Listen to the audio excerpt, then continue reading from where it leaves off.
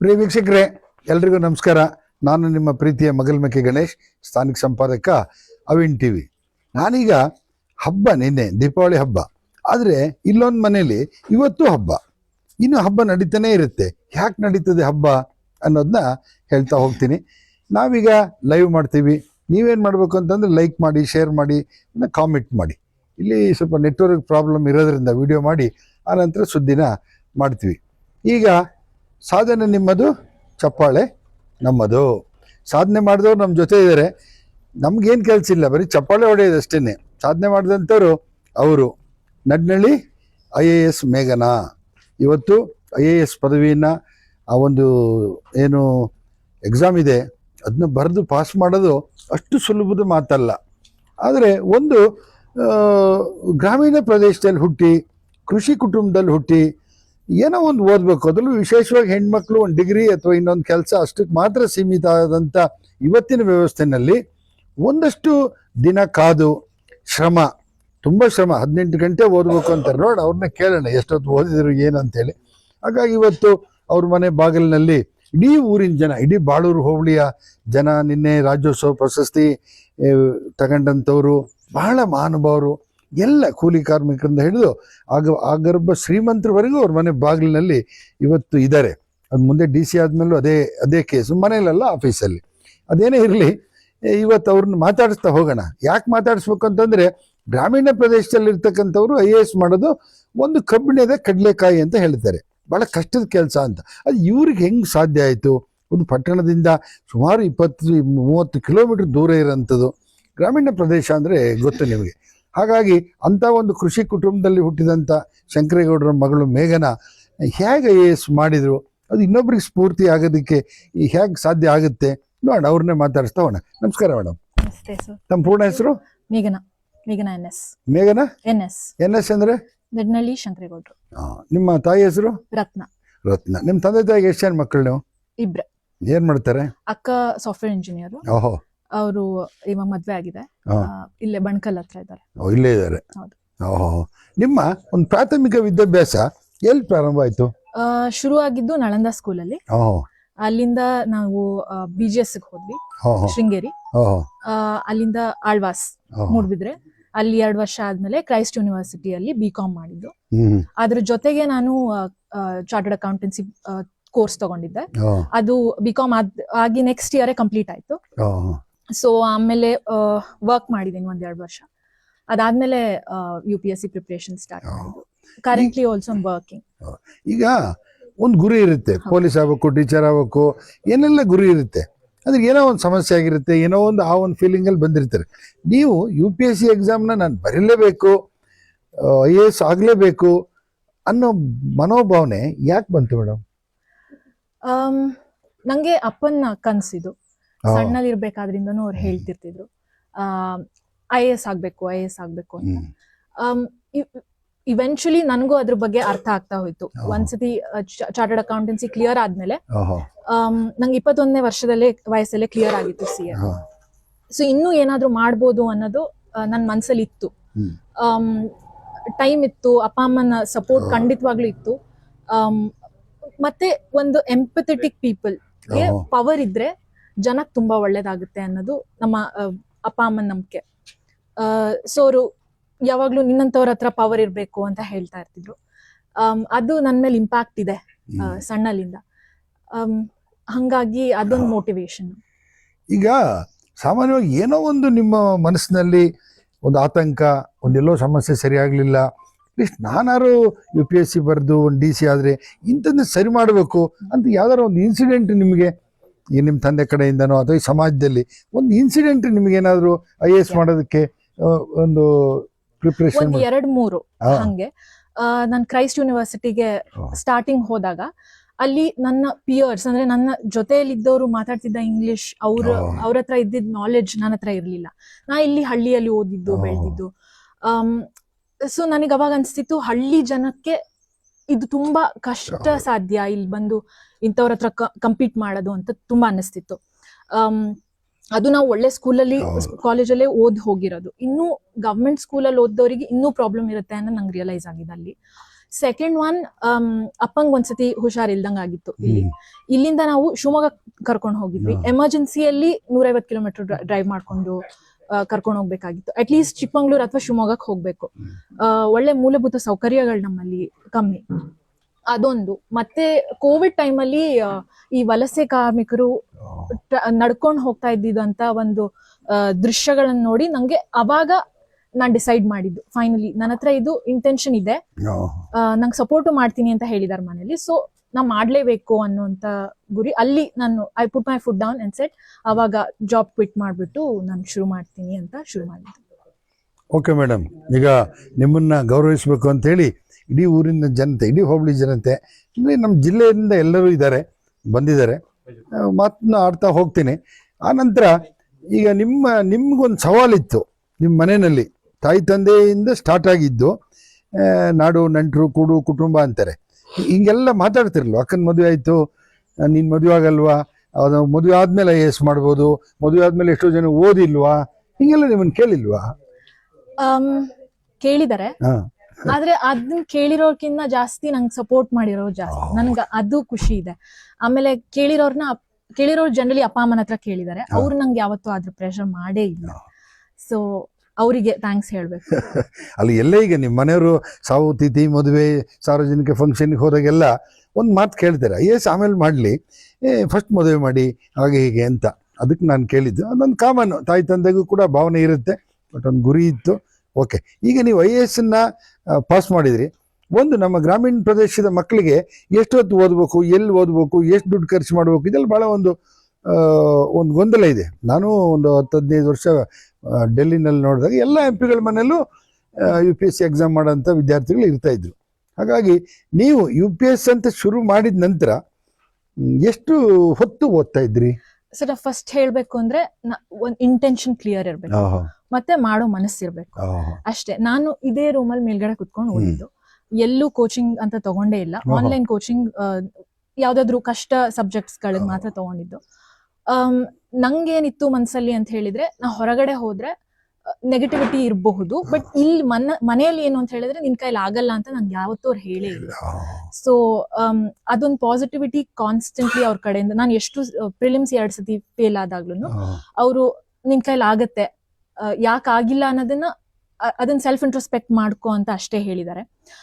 ಎಷ್ಟು ಹೊತ್ತು ಓದ್ಬೇಕು ಅದಕ್ಕೆ ಒಂದ್ ಆನ್ಸರ್ ಇಲ್ಲ, ಅದು ಒಬ್ಬೊಬ್ರಿಗೆ ಒಂದೊಂದ್ ತರ ಇರುತ್ತೆ. ಮತ್ತೆ ನಾ ಡೆಲ್ಲಿಯಲ್ಲೂ ಹೋಗಿ ಸ್ವಲ್ಪ ಟೈಮ್ ಇದ್ದೆ ಇಂಟರ್ವ್ಯೂ ಟೈಮಲ್ಲಿ. ಅಲ್ಲಿ ಜನ ಹೆಂಗ್ ಓದ್ತಾರೆ ಓದಲ್ಲ ಅದನ್ನ ನಾನು ನೋಡಿದೀನಿ. ಅದಕ್ಕೆ ನಾನು ಹೇಳಿದ್ದು ಇಂಟೆನ್ಷನ್ ಮತ್ತೆ ವಿಲ್ ಪವರ್ ತುಂಬಾ ಇಂಪಾರ್ಟೆಂಟ್. ಅಲ್ಲಿದ್ರು ಓದೋದಷ್ಟೇ, ಇಲ್ಲಿದ್ರು ಅಷ್ಟೇ. ಯಾರು ಎಷ್ಟೇ ಕೋಚಿಂಗ್ ತಗೊಂಡ್ರು ನಮ್ಮ ಎಫರ್ಟ್ಸ್ ಮಾತ್ರ ಅಲ್ಟಿಮೇಟ್ಲಿ ಮ್ಯಾಟರ್ ಆಗೋದು.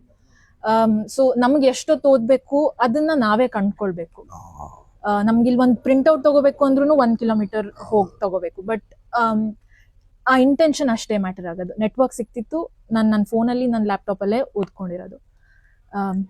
ಇತ್ತೀಚಿನ ದಿನಗಳಲ್ಲಿ ಪಟ್ಟಣವಾಸಿಗಳು ಮಾತ್ರ IAS ಮಾಡೋದಕ್ಕೆ ಸಾಧ್ಯ ಆಗ್ತಿದ್ದಂಥ ಈ ಕಾಲದಲ್ಲಿ ಒಂದು ಕುಗ್ರಾಮ ರಡ್ನಳ್ಳಿ ಅಂತದ್ದು ಇವತ್ತೆಲ್ಲ ಒಂದಷ್ಟು ಅವಕಾಶಗಳು ರಸ್ತೆಯೆಲ್ಲ ಆಗಿರ್ಬೋದು, ಮುಂಚೆ ಏನೂ ಇರಲಿಲ್ಲ, ಭಾಳ ಕಷ್ಟಪಟ್ಟಿದ್ದಾರೆ.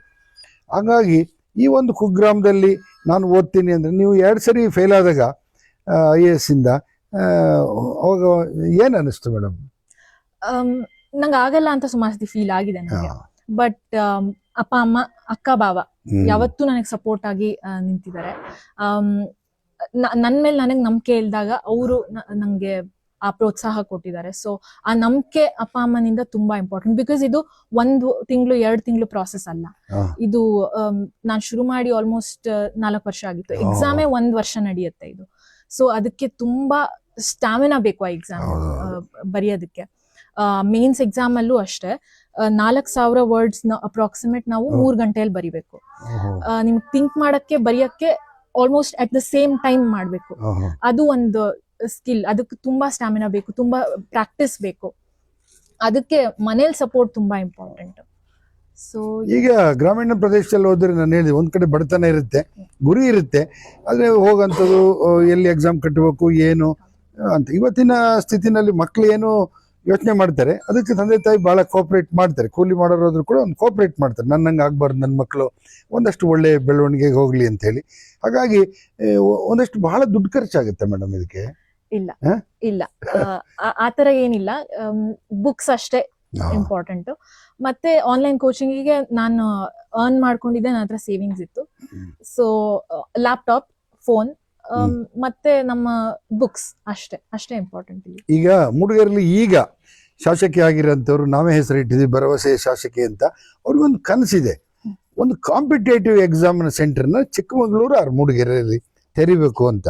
ಆದ್ರೆ ನಮ್ಮ ಚಿಕ್ಕಮಗಳೂರು ಜಿಲ್ಲೆಯ ಯಂಗ್ಸ್ಟರ್ಸು ಏನಿದ್ದಾರೆ ಕಾಂಪಿಟೇಟಿವ್ ಎಕ್ಸಾಮಿಗೆ ಹೋಗಂಥವ್ರು ಬಹಳ ಕಡಿಮೆ ಅಂತ. ಆ ಥರ ಒಂದು ಕಾಂಪಿಟೇಟಿವ್ ಎಕ್ಸಾಮ್ನ ನಡೆಸಬೇಕು ನಮ್ಮ ಜಿಲ್ಲೆನಲ್ಲಿ. ನನ್ನ ಹಾಗೇನೆ ಒಂದಷ್ಟು ಜನ ಹೊರಗಡೆ ಬರಲಿ ಅಂತ ಮನೋಭಾವ ಇಟ್ಕೊಂಡು ನೀವು ಶಾಸಕಿಗೆ ಏನ್ ಹೇಳಕ್ ಇಷ್ಟಪಡ್ತೀರಿ? ಅವ್ರ ಹತ್ರ ಇಂಟೆನ್ಷನ್ ಇದೆ ಅಂತ ಕೇಳಿ ನಂಗೆ ತುಂಬಾ ಖುಷಿ ಆಯ್ತು. ಬಿಕಾಸ್ ನಂಗೂ ಇಲ್ಲಿಂದ ಬೆಂಗಳೂರಿಗೆ ಹೋಗ್ಬೇಕಾಗಿತ್ತು, ಏನಾದ್ರು ಕೋಚಿಂಗ್ ಬೇಕು, ಆತರ ಆಫ್ಲೈನೇ ಬೇಕು ಅಂತ ಹೇಳಿ. ಸೊ ಇಂಟರ್ವ್ಯೂ ಟೈಮಲ್ಲಿ ನಾನು ಡೆಲ್ಲಿಗೆ ಹೋಗ್ಬೇಕಾಯ್ತು. ಸೊ ನಮ್ಮ ಇಲ್ಲೇ ಸುತ್ತಮುತ್ತ ಎಲ್ಲಾದ್ರೂ ಮೂಡಿಗೆರೆಯಲ್ಲಿ ಅಥವಾ ಚಿಕ್ಕಮಂಗ್ಳೂರಲ್ಲಿ ಕೋಚಿಂಗ್ ಸೆಂಟರ್ ಓಪನ್ ಮಾಡೋದು ತುಂಬಾ ಒಳ್ಳೇದು. ನನ್ನ ಕಡೆಯಿಂದ ನಾನು ಏನ್ ಸಪೋರ್ಟ್ ಆಗುತ್ತೋ ಅದನ್ನ ಡೆಫಿನೆಟ್ಲಿ ಮಾಡ್ತೀನಿ. ಸೊ ಅದಕ್ಕೆ ಈಗ ಸರಿ, ಸರ್ಕಾರಿ ಶಾಲೆ, ಖಾಸಗಿ ಶಾಲೆ ಎಲ್ಲ ಇದೆ, ಓದ್ತಾರೆ, ಓಕೆ. ಒಂದು ಈ ಮೂಡಿಗೆರೆನಲ್ಲಿ ಎಜುಕೇಶನ್ ಸಿಸ್ಟಮ್ ಈ ಕಾಂಪಿಟೇಟಿವ್ ಎಕ್ಸಾಮ್ ಬರೆಯೋದಕ್ಕೆ IAS ಅಂತಲ್ಲ, ಬೇರೆ ಯಾವುದೇ ಗ್ರಾಮ ಪಂಚಾಯತಿ ಮೆಂಬರ್ ಇರಲಿ, ಅಲ್ಲ ಗ್ರಾಮ ಪಂಚಾಯತಿ ಸೆಕ್ರೆಟರಿ ಆಗಿರ್ಬೋದು, ಪೋಸ್ಟ್ ಇದಿರ್ಬೋದು, ಯಾರು ಎಕ್ಸಾಮ್ ಬರೀತಾ ಇಲ್ಲ ನಮ್ಮ ಮಲೆನಾಡಲ್ಲಿ. ಹೆಂಗೆ ಬದಲಾಗಬೇಕು ಅಂತ ಹೇಳ್ತೀರಿ ಮೇಡಮ್? ನಮ್ದು ಮೂಡಿಗೆರೆ ತಗೋಣ, ಈಗ ಬೇರೆ ಬೇಡ, ಮೂಡಿಗೆರೆ ತಾಲೂಕಿನ ಒಂದು ಯಂಗ್ಸ್ಟರ್ಸಿಗೆ ಇವತ್ತು ಎಜುಕೇಶನ್ ಮಾಡೋಂಥವ್ರಿಗೆ ಹೇಗೆ ಬದಲಾಗಬೇಕು ಅಂತ ಅನ್ಕೊಂತೀರಿ? ಅದೇ ನೀವ್ ಹೇಳೋ ಹಾಗೆ ಗುರಿನೇ ಕಮ್ಮಿ, ಅದ್ರ ಬಗ್ಗೆ ಯೋಚನೆ ಮಾಡೋರು ಕಮ್ಮಿ. ಸೊ ಈಗ ನನ್ನ ಒಂದು ಗೆಲುವು ಎಲ್ಲರಿಗೂ ನಮ್ ಕೈಲೂ ಸಾಧ್ಯ ಇದೆ, ನಮ್ ಕೈಲೂ ಪ್ರಯತ್ನ ಪಟ್ರೆ ಆಗತ್ತೆ ಅನ್ನೋದು ಒಂದು ಮಾದರಿ ಆದ್ರೆ ಐ ಥಿಂಕ್ ಈ ಇಂಟರ್ವ್ಯೂದು ಪರ್ಪಸೇ ಫುಲ್ಫಿಲ್ ಆಗೋಗುತ್ತೆ ಅನ್ಸುತ್ತೆ. ಕನಸು ಕಾಣೋ ಒಂದು ಇಚ್ಛೆ ಇರ್ಬೇಕು, ಆಗತ್ತೆ ನಮ್ ಕೈಲಿ ಮಾಡ್ಬೋದು ಅನ್ನೋದಿರ್ಬೇಕು. ಮತ್ತೆ ಆಸ್ಪಿರೇಷನ್ಸ್ ತುಂಬಾ ಇಂಪಾರ್ಟೆಂಟ್ ಸರ್. ನಂಗಿಷ್ಟೇ ಸಾಕು, ನಂದಿಷ್ಟೇ ಬೌಂಡ್ರಿ ಅಂತ ಯಾವತ್ತೂ ಇಟ್ಕೊಂಡಿರ್ಬಾರ್ದು. ಸೊ ಅದು ಇಂಡಿವಿಜುವಲಿನೂ ಡಿಪೆಂಡ್ ಆಗತ್ತೆ. ನಾವು ಹೊರಗಡೆ ನೋಡ್ತಿದೀವಿ ಇವಾಗ, ಚಂದ್ರಗ್ ಹೋಗ್ತಿದ್ದಾರೆ, ಮಾರ್ಸಿಗೆ ಹೋಗ್ತಿದ್ದಾರೆ, AI, ಮಷಿನ್ ಲರ್ನಿಂಗ್ ತುಂಬಾ ಡೆವಲಪ್ ಆಗ್ತಿದೆ, ರೋಬೋಟಿಕ್ಸ್ ತುಂಬಾ ಡೆವಲಪ್ ಆಗ್ತಿದೆ. ನಾವು ನಮ್ದು ಇಷ್ಟೇ ಪ್ರಪಂಚ, ಇಲ್ಲಿಗೆ ಮುಗೀತು ಅಂತ ಯಾವತ್ತೂ ಇರಬಾರ್ದು. ಕನ್ಸು ಕಾಣ್ಬೇಕು. ಅದಕ್ಕೆ ಸಪೋರ್ಟ್ ಅಪ್ಪ ಅಮ್ಮನ ಕಡೆಯಿಂದ ಖಂಡಿತ ಸಿಕ್ಬೇಕು. ಈಗ ನೀವು UPSC ಎಕ್ಸಾಮ್ ಪಾಸ್ ಆಯ್ತು, IAS, ಈಗ ನೆಕ್ಸ್ಟ್ ಅಪಾಯಿಂಟ್ಮೆಂಟ್ ಆಗುತ್ತೆ. ಈಗ ಇನ್ ಒಂದ್ ತಿಂಗಳಲ್ಲಿ ನಂಗೆ ಯಾವ ಸರ್ವಿಸ್ ಅಂತ ಅಲಾಟ್ ಆಗುತ್ತೆ, ಯಾವ್ದೋ ಸೆಂಟ್ರಲ್ ಸರ್ವಿಸ್ ಸಿಗ್ಬೋದು. ಸರ್ವಿಸ್ ಅಂದ್ರೆ IAS ಸಿಗುತ್ತಾ ಅಥವಾ IRS ಬೇರೆ ಬೇರೆ ಇದೆಲ್ಲ? IAS ಸ್ವಲ್ಪ ಕಷ್ಟ ಇದೆ, ನಂದು ರ್ಯಾಂಕಿಂಗ್ ಕಮ್ಮಿ ಅಲ್ಲ. ಸೊ IPS ಸಿಕ್ಕಿರ ಹೋಗ್ತೀರಾ? ನಂದು ಚಾಯ್ಸ್ ಅಲ್ಲಿ ಇದೆ ಅದು. ಬಟ್ ನಿಮ್ಮ ಚಾಯ್ಸ್ ಅಂದ್ರೆ IRS ಸಿಗಬಹುದು ನಿಮ್ಗೆ? ಗೊತ್ತಿಲ್ಲ ಸರ್ ಯಾವ್ದು ಸಿಗುತ್ತೆ ನಾನು ನಿಮಗೆ. ಯಾಕೆಂದ್ರೆ ಮೂಡಿಗೆರೆನಲ್ಲಿ ಕಾರಂತರ ಅಂತ ಅವ್ರ ಮಗ ಮಾಡಿರ್ತಕ್ಕಂಥದ್ದು IRS. ಅವರು 6-7 ಸರಿ ಫೇಲ್ ಆಗಿ ಬೇಡ ಅಂತ ಬಿಟ್ಟು, ಆದ್ರೂ ತಾಯಿ ತಂದೆ ಸಪೋರ್ಟ್ ಮಾಡಿ ಅಂತೂ IRS ಮಾಡಿ DC ಆಗಿದೆ. ಬಿಟ್ಟು ನಮ್ಮ ಮಲೆನಾಡಲ್ಲಿ ನೇರ IAS ಮಾಡಿ ಇವತ್ತೊಂದು DC ಆಗಿರೋಂಥವ್ರನ್ನ ಇಲ್ಲ, ಕಡಿಮೆ, ಬಹಳ ಕಡಿಮೆ. ಎಲ್ಲೋ KS ಇದಾಗಿ ಪ್ರಮೋಷನ್ ಆಗಿ IAS ಆಗಿರೋದೇ ಹೊರತು ನೇರ IAS ನವರು ಬಹಳ ಕಡಿಮೆ. ಈಗ ನೀವು IAS ಪಾಸ್ ಆಗಿದೆ, ಈ ಒಂದು ಸ್ಪರ್ಧಾತ್ಮಕ ಪರೀಕ್ಷೆನಲ್ಲಿ ಜಯಗಳಿಸಿದಿರಿ.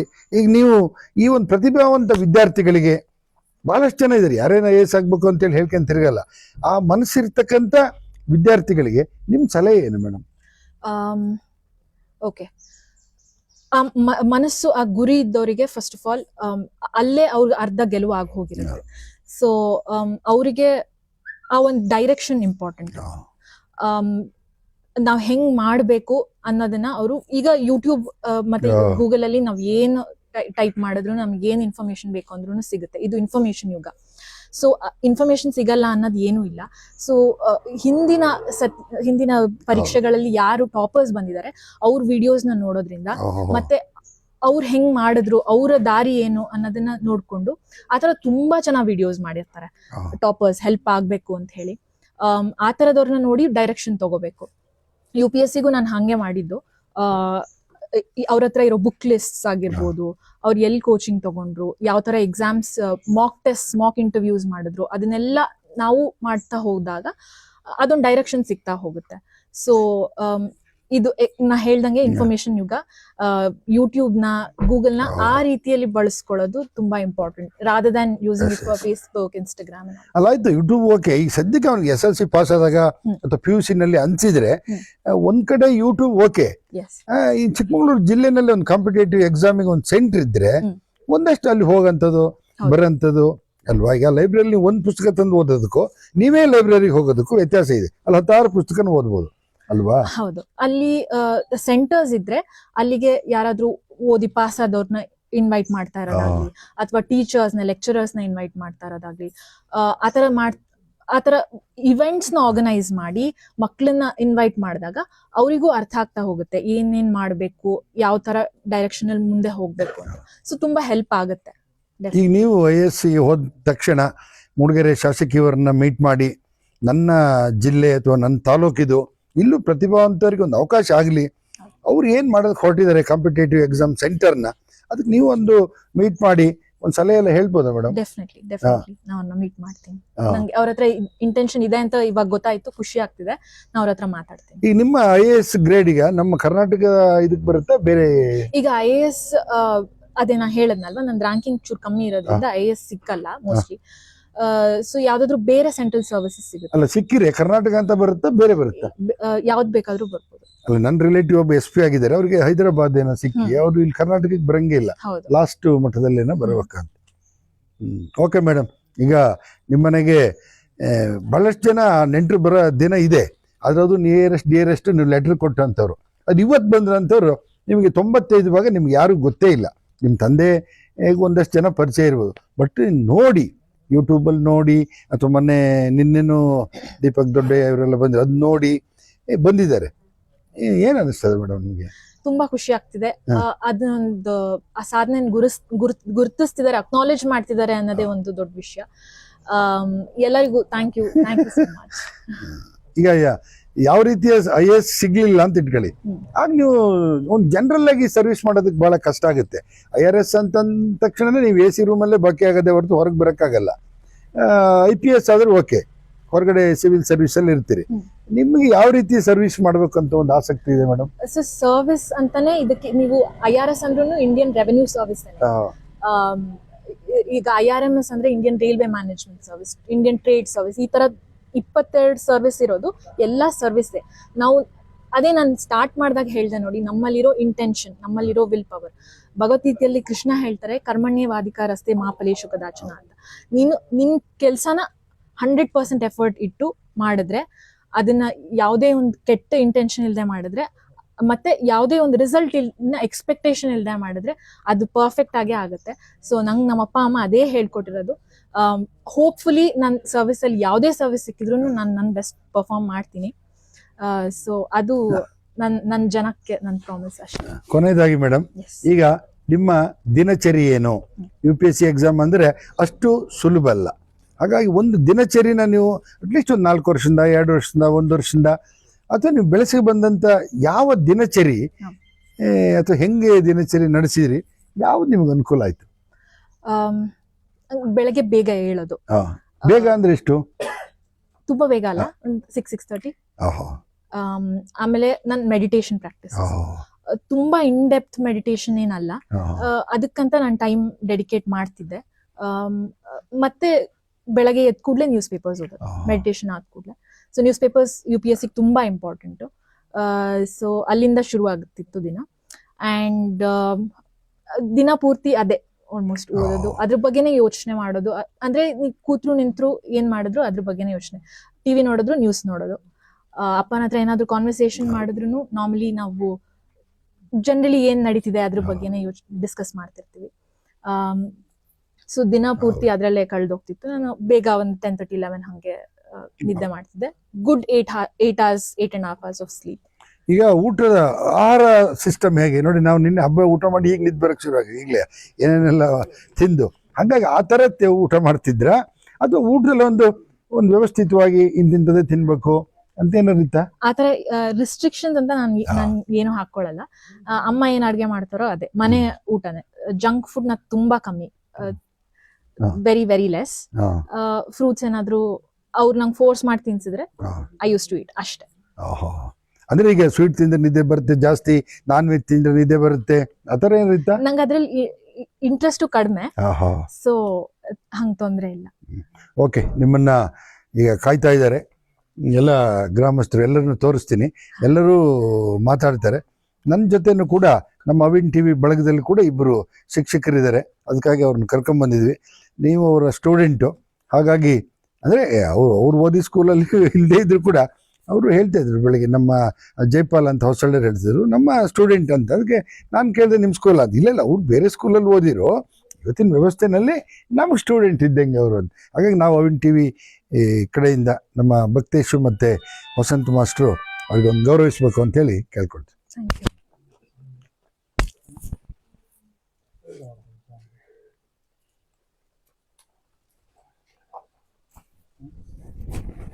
Thank you sir.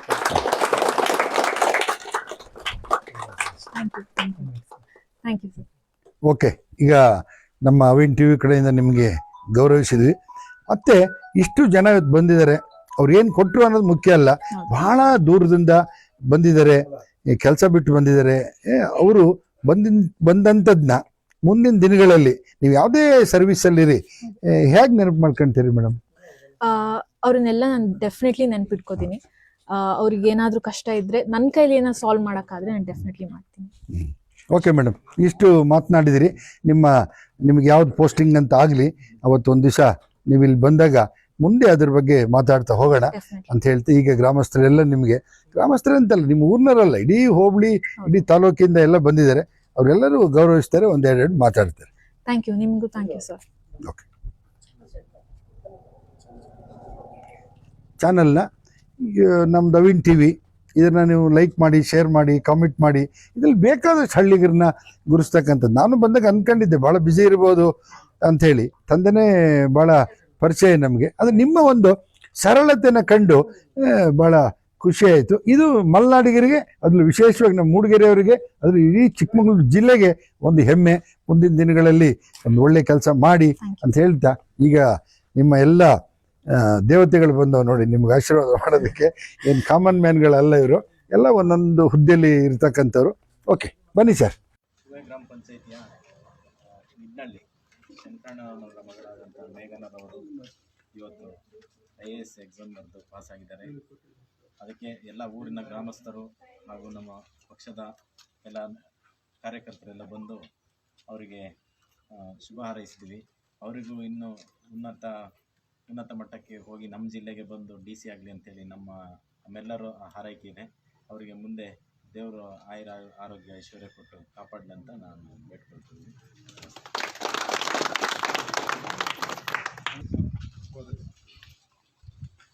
ಕುವೆ ಗ್ರಾಮದ ಈ ನಮ್ಮ ಇವತ್ತು ತುಂಬ ಈ ಒಂದು ಕುಗ್ರಾಮದಲ್ಲಿ ಇದ್ರೂ ನಮ್ಮ ಈ ಮಲೆನಾಡಿಗೆ ಅತ್ಯುತ್ತಮವಾದ ಒಂದು ಇವತ್ತಿನ ಎಲ್ಲ ಈ ಸಭೆ ಸೇರೋದಕ್ಕೆ ಕಾರಣ ಒಂದು ಹಬ್ಬದ ವಾತಾವರಣ ಎಲ್ಲರಲ್ಲಿ ಸೃಷ್ಟಿ ಮಾಡಿದಂಥ ಮೇಘನಾ ಮೇಡಮ್ ಅವರಿಗೂ ಹಾಗೂ ಈ ಅವರ ತಂದೆಯವರಾದ ಶಂಕರೇಗೌಡರು ಹಾಗೂ ತಾಯಿ ರತ್ನಮ್ಮ ಅವರು ಈ ಒಂದು ಎಲ್ಲರ ಒಂದು ಸಹಕಾರದೊಂದಿಗೆ ಅವರು ಈ ನಮ್ಮ ಜಿಲ್ಲೆಗೆ ಹಾಗೂ ನಮ್ಮ ತಾಲೂಕಿಗೆ ಈ ಅದರಲ್ಲಿ ಹೆಚ್ಚಿನದಾಗಿ ನಮ್ಮ ಕುವೆ ಗ್ರಾಮಕ್ಕೆ ಅತ್ಯುತ್ತಮವಾದ ಒಂದು ಹೆಸರನ್ನ ನಮ್ಮ ಇದರಲ್ಲಿ ತಂದುಕೊಟ್ಟಿರೋದಕ್ಕೆ ಎಲ್ಲರಿಗೂ ಈ ಗ್ರಾಮದಲ್ಲಿ ಒಂದು ನಮ್ಮ ಮನೆಯ ಒಂದು ಸದಸ್ಯರು ಒಂದು ಒಳ್ಳೆ ಎಕ್ಸಾಮ್ ಬರೆದು ಪಾಸಾದಂಗೆ ನಮಗೆ ಸಂತೋಷ ಆಗಿದೆ. ಹಾಗೆಯೇ ಭಗವಂತ ಮುಂದಿನ ದಿನಗಳಲ್ಲಿ ಅವರು ಅತ್ಯುನ್ನತ ಸ್ಥಾನಕ್ಕೆ ಏರಲಿ ಅಂತ ನಾವು ಎಲ್ಲರ ಪರವಾಗಿ ಈ ಒಂದು ಸ್ಥಾನದಲ್ಲಿ ಅವರು ಅತ್ಯುನ್ನತ ಒಂದು ಸ್ಥಾನಕ್ಕೆ ಏರಿ ಸಹಕಾರ ನಮ್ಮ ರಾಜ್ಯದಲ್ಲೇ ಹೆಸರು ಗಳಿಸುವಂತ ಒಂದು ಅವಕಾಶಗಳು ನಮ್ಮ ಕೊಡ್ಲಿ ಅಂತ ಹೇಳಿ ನಾವು ಬೇಡ್ಕೊಳ್ಳೋಣ ಈ ಸಂದರ್ಭದಲ್ಲಿ ಅಂತ ಹೇಳ್ತಾ, ಇವತ್ತಿನ ನಮ್ಮ ಒಂದು ಉನ್ನತ ಸ್ಥಾನದಲ್ಲಿ ಇರುವಂತ ಎಲ್ಲರೂ ಊರಿನ ಗ್ರಾಮಸ್ಥರು ಹಾಗೂ ಎಲ್ಲ ತುಂಬಾ ಕಡೆಯಿಂದ ಬಂದವರು ಎಲ್ಲರೂ ಬಂದಿರೋದಕ್ಕೆ ಅವ್ರ ಕಡೆ ನಾವೊಂದು ಅದಕ್ಕೆ ಕೃತಜ್ಞತೆ ಸಲ್ಲಿಸ್ತಾ ಮಾಡಬೇಕು ಅಂತ ತೀರ್ಮಾನ ಆಗಿ ಧನ್ಯವಾದಗಳು. ಹಾಗೆ ಈ ಒಂದು ಶುಭ ಸಂದರ್ಭದಲ್ಲಿ ಅವಿನ್ ಟಿವಿಯ ಮಗ್ಲುಮಕ್ಕಿ ಗಣೇಶಣ್ಣ, ವಸಂತ್ ಸಾರ್, ಒಬ್ಬ ಭಕ್ತೀಶ್ ಸರ್ ಅವರು ಸಹ ಬಂದಿದ್ರೆ ನಮ್ಮ ಈ ಒಂದು ಅಭಿನಂದನಾ ಸಮಾರಂಭನ ಇಡೀ ನಮ್ಮ ರಾಜ್ಯ, ದೇಶ ಬೇರೆ ದೇಶಗಳಿಗೂ ಸಹ ಪ್ರಸಾರ ಮಾಡ್ತಾರೆ. ಅವರಿಗೂ ಬಾಳೂರು ಹೋಬಳಿಯ ಎಲ್ಲ ಅಭಿಮಾನಿಗಳ ಪರವಾಗಿ ಗಣೇಶಣ್ಣ ಮತ್ತು ಅವ್ರ ತಂಡಕ್ಕೆ ಧನ್ಯವಾದಗಳನ್ನ ತಿಳಿಸ್ತಾ ನಿಮ್ಗೆಲ್ರಿಗೂ ಮತ್ತೊಮ್ಮೆ ಅಭಿನಂದನೆಗಳು ತಿಳಿಸ್ತಾ ಮೇಘನ್ ಅವರ ಮುಂದಿನ ಜೀವನ ಉಜ್ವಲ ಆಗಿರ್ಲಿ. ಅವ್ರನ್ನ ಬೆಳೆಸಿದಂತ ತಂದೆ ತಾಯಿಗಳಿಗೆ ಒಂದು ಕೀರ್ತಿ ಬರಲಿ, ನಮ್ಮೂರಿನ ಪ್ರತಿಭೆ ಇನ್ನೂ ರಾಜ್ಯ ದೇಶಾದ್ಯಂತ ಹರಡಲಿ ಅಂತ ಹೇಳ್ತಾ ಅವರಿಗೆ ಮತ್ತೊಮ್ಮೆ ಶುಭಾಶಯ ತಿಳಿಸ್ತಾ ನಿಮ್ಗೆಲ್ಲ ಬಂದಿದ್ದಕ್ಕಾಗಿ ಹೃತ್ಪೂರ್ವಕವಾದ ಧನ್ಯವಾದ ತಿಳಿಸ್ತೀವಿ.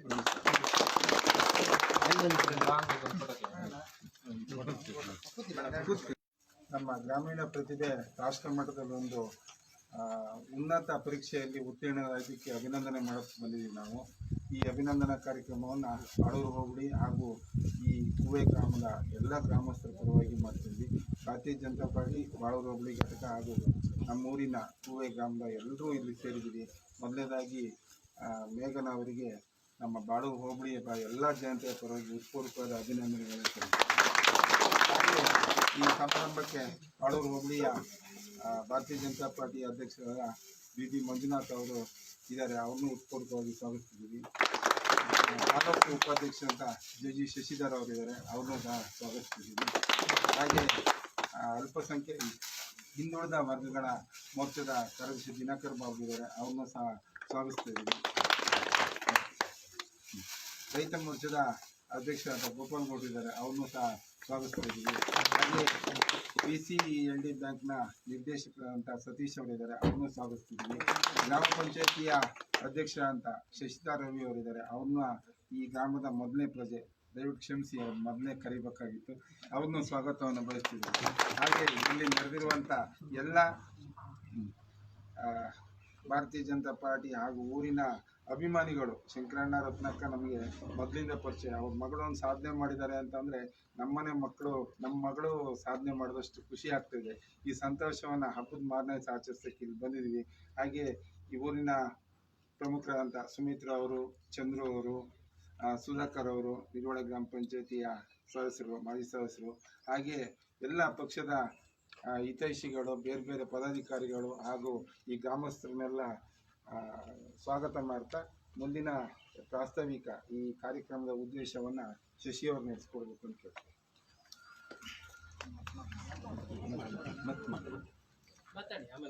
ಎಲ್ಲರಿಗೂ ನಮಸ್ಕಾರ.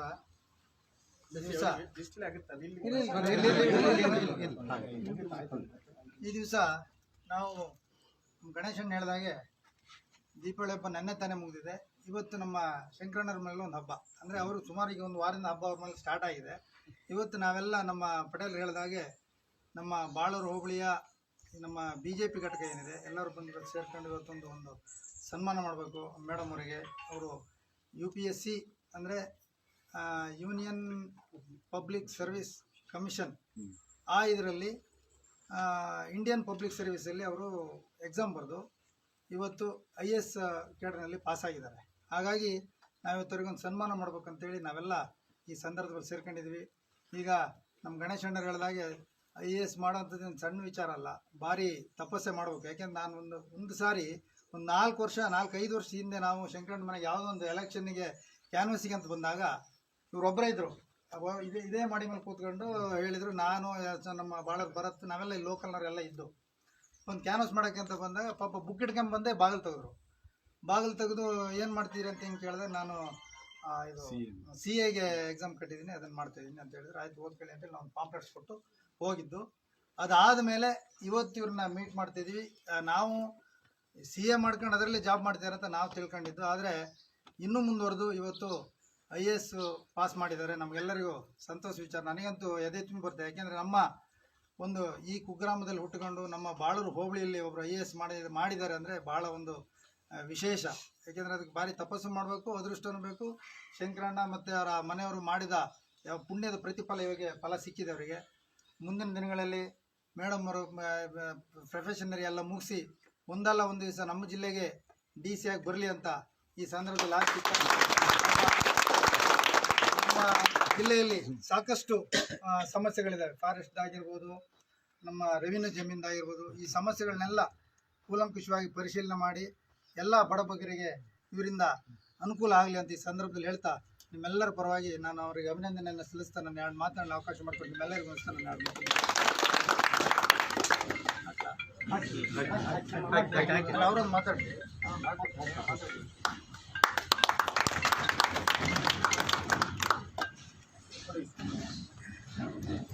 ಅಲ್ಲ ಇದು ಇನ್ನೊಂದು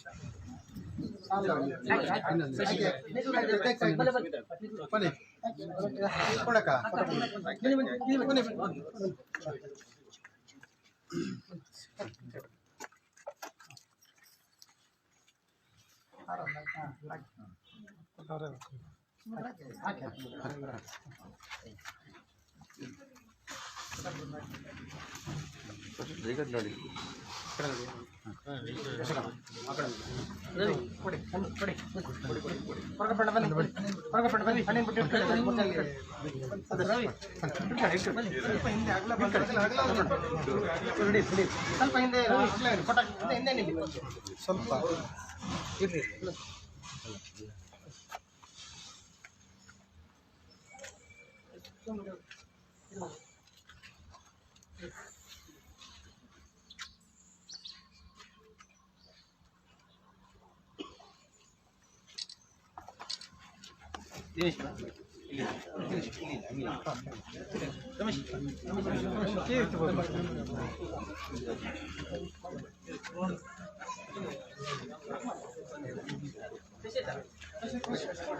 ಫೋನ್ ತಂದಳ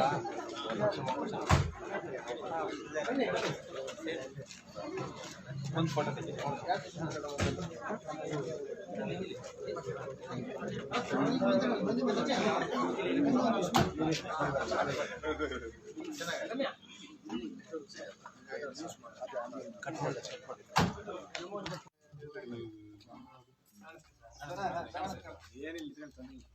ಮುಖ ಕಂಡ್ರೆ ಸಾಕು. ಎಲ್ಲರೂ ಸ್ವಲ್ಪ ಕೊಡಿ ಆದಲ್ಲಿ.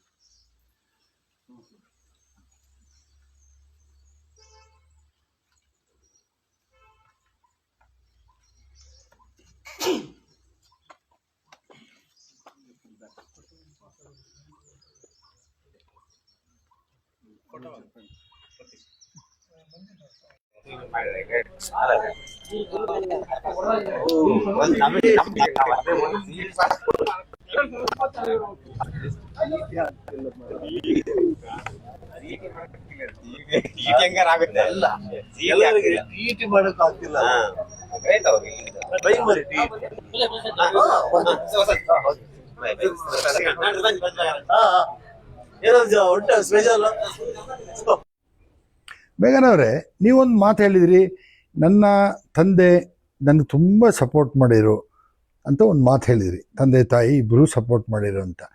ನೋಡೋಣ, ನಿಮ್ಮ ತಂದೆನೇ ಮಾತಾಡ್ಸೋಣ. ನಮಸ್ಕಾರ ಸರ್. ನಮಸ್ಕಾರ. ತಮ್ಮ ಪೂರ್ಣ ಹೆಸರು?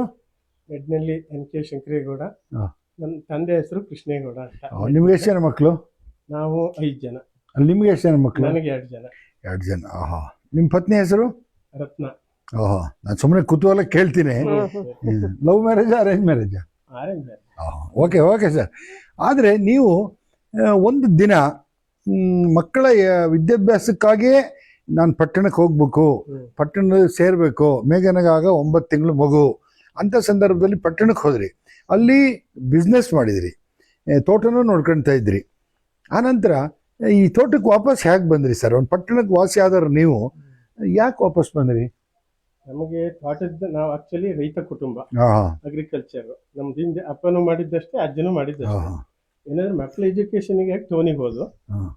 ಟೌನಿಗೆ ಹೋಗೋಕ್ಕೂ ಒಂದು ಕಾರಣ, ನಮ್ದು 3 ಜನ ಗಂಡು ಮಕ್ಕಳು ನಮ್ಮ ಅಪ್ಪಗೆ ಡಿವೈಡ್ ಆಯಿತು. ಡಿವೈಡ್ ಆದಾಗ ಮಧ್ಯ ತಮ್ಮಗೆ, ಅಪ್ಪಗೆ, ಅಮ್ಮಗೆ ಮನೆ ಬೇಕು ಅಂತ ಆಯ್ತು. ಇಲ್ಲಿ ಕೆಳಗಡೆ ನಮ್ಮ ಮನೆ, ಆ ಮನೆ ಬೇಕು ಅಂತ ಆಯ್ತು. ನನಗೊಂದು ಮನೆ ಬೇಕಿತ್ತು. ಆಗ ಮಕ್ಕಳು ಸಣ್ಣ ಮಕ್ಕಳು, ಎಜುಕೇಷನ್ನು ಬೇಕು. ಆವಾಗ ಏನು ಮಾಡಿದೆ, ಈ ಮಕ್ಕಳು ಕರ್ಕೊಂಡು ಸೀದಾ ಒಂದು ಬಾಡಿಗೆ ಮನೆಗೆ ಹೋದರೆ, ಅಲ್ಲಿ ಸುಮ್ಮನೆ ಕೂರಬಾರ್ದು ಅಂತೇಳಿ ಒಂದು ದಿನಸಿ ಅಂಗಡಿ ಸ್ಟಾರ್ಟ್ ಮಾಡಿ ಅದನ್ನು ಮಾಡ್ತಾ ಇದ್ದೆ. ಮತ್ತು ತೋಟಕ್ಕೆ ವಾರದಲ್ಲಿ 2 ದಿವಸ ಬರ್ತಾ ಇದ್ದೆ. ನಿಮಗೆ ಮಗಳನ್ನ ಒಬ್ಬರನ್ನ ಸಾಫ್ಟ್ವೇರ್ ಮಾಡಿದ್ರಿ, ಇಂಜಿನಿಯರು. ಓಕೆ, IAS ಮಾಡ್ಬೇಕಂತ ಅನ್ಸಿದ್ದು ಯಾಕೆ ಸರ್? ಇವಳಿಗೆ ನಾನು ಆಕ್ಚುಲಿ ಇವಳಿಗೆ ಮೆಡಿಕಲ್ ಕೊಡಿಸ್ಬೇಕು ಅಂತ ಇದ್ದೀನಿ, ಡಾಕ್ಟರ್ ಮಾಡ್ಬೇಕು. ಡಾಕ್ಟರ್ ಮಾಡಬೇಕು. ಅವಾಗ ಅಂದರೆ ಇವಳು ನಳಂದ ಸ್ಕೂಲಿಂದನೂ ಫಸ್ಟ್ ಕ್ಲಾಸ್ ಪಾಸ್ ಆಗ್ತಾ ಬಂದಿದ್ಲು. ಆವಾಗ ಶೃಂಗೇರಿಗೆ ಬಿಟ್ಟೆ. ಅಲ್ಲಿ SSC ತನಕ ಆಯಿತು. ಅಲ್ಲಿ 4.5% ಬಂತು. ಅಲ್ಲಿಂದ ಆಳ್ವಾಸ್ ಕಾಲೇಜ್ ಹೋದು. ಆಳ್ವಾಸ್ ಕಾಲೇಜಲ್ಲಿ ಹೋಗಿ ನಾನು ಸೈನ್ಸ್ ಕೊಡೋಕ್ಕಂತ ಹೋದಾಗ ಮೋಹನ್ ಆಳ್ವ ಮತ್ತು ರಮೇಶ್ ಶೆಟ್ಟಿ ಅವರೇ ಇದ್ದರು. ಮಾರ್ಕ್ಸ್ ನೋಡಿದರು, ನೀವು ಈಗ ಸೈನ್ಸು ಕೊಡಬೇಕು, ಮೆಡಿಕಲ್ ಮಾಡಬೇಕು ಅಂತ ಬಂದಿದ್ದೀರಿ, ನಾನೊಂದು ನಿಮಗೊಂದು ಹೇಳ್ತೀನಿ, ಅದು ಕೇಳ್ತೀರಾ ಅಂದರು. ಇವಳಿಗೆ ಕಾಮರ್ಸ್ ಕೊಡಿಸಿ, CA ಮಾಡಬೇಕು. CA ಮಾಡೋದು ಯಾರು ಮಾಡ್ತಾ ಇಲ್ಲ, ಈ ದೇಶಕ್ಕೆ ತುಂಬ ಜನ CA ಬೇಕಾಗಿದೆ ಅಂತ ಹೇಳಿದರು. ಮತ್ತು ಆಯಿತು ಅಂತ ಕಾಮರ್ಸು ಕೊಡಿಸ್ತು. ಅಲ್ಲಿ 2 ವರ್ಷ ಆ್ಯಕ್ಚುಲಿ ನಮಗೆ ಒಳ್ಳೆ ಸಪೋರ್ಟ್ ಆಯಿತು, 98% ಕಾಮರ್ಸಲ್ಲಿ ಇದಾಯಿತು. ಅಲ್ಲಿಂದ ಕ್ರೈಸ್ಟಿಗೆ ಹೋದು. ಹೀಗೆ ಇವಳದು ನಾವು ಹೆಂಗೆ ಕಳಿಸ್ತಾ ಇರ್ತೀವಿ ಅಲ್ಲಿಂದ ಎಜುಕೇಷನ್